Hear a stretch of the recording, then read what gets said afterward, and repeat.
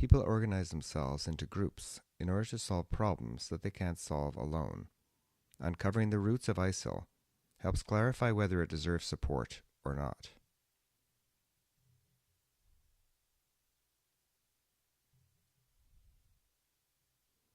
The PBS Frontline episode, Losing Iraq, available on Netflix, explains why the Sunnis, 20 to 35% of the Iraqi population, feel disenfranchised, resentful, and deeply humiliated.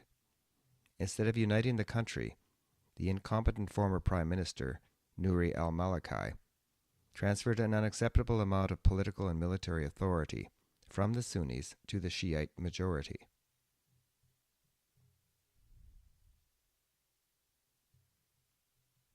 Iraq's agricultural productivity declined a devastating 90% after the 2003 war.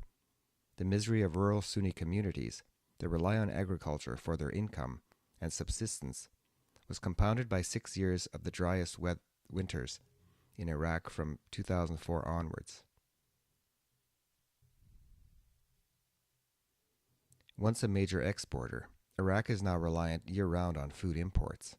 The economy contracted and left many thousands of young men unemployed unless they join ISIL. These young men are between the ages of 16 and 25 and are primarily poor, unemployed, and lack an education.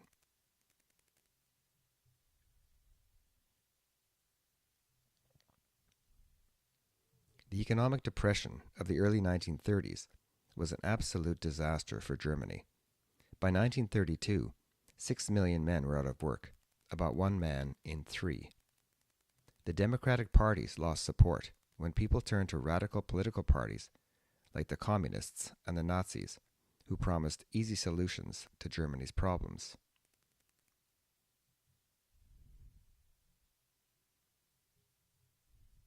Hitler wished to create a perfect Aryan race, which was Caucasian, blue-eyed, and of Germanic heritage. He planned to seize control of Europe and rule an empire spanning the globe. Germans handed their future over to criminals.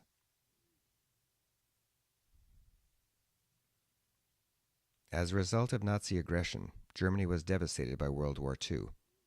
The German Red Cross in 2005 put the total combined military and civilian war dead at 7 million. This figure does not include the 10 million murdered by the Nazi regime, including Jews, Gypsies, Jehovah's Witnesses, and gays. Desperation led to self-destruction.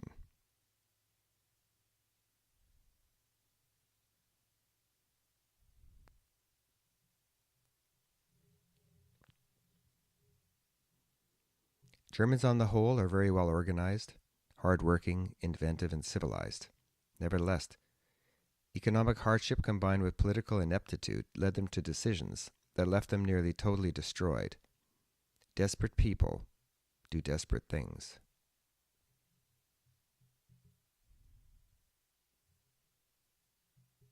ISIL wants to purify the world by killing vast numbers of people, called apostates. They wish to establish a caliphate, the return of civilization to a 7th century legal environment based on the Quran.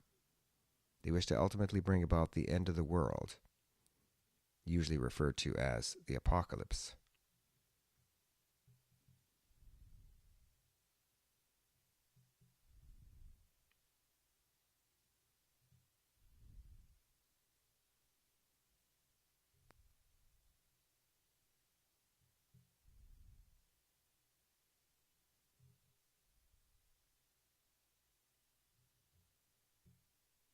If history repeats, eventually those affected by the chaos will recalculate the ratio of costs versus benefits.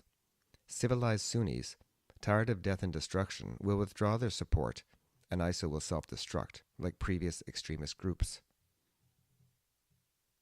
In order to make the situation worse,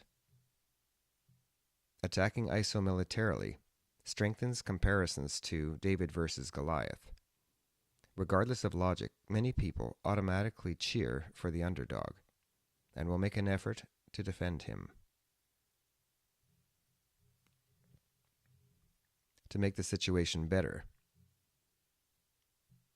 though support for ISIL will weaken over time, Sunnis need to believe a better future in Iraq is possible. The Iraqi government must find a way for all parties in Iraq to share power fairly.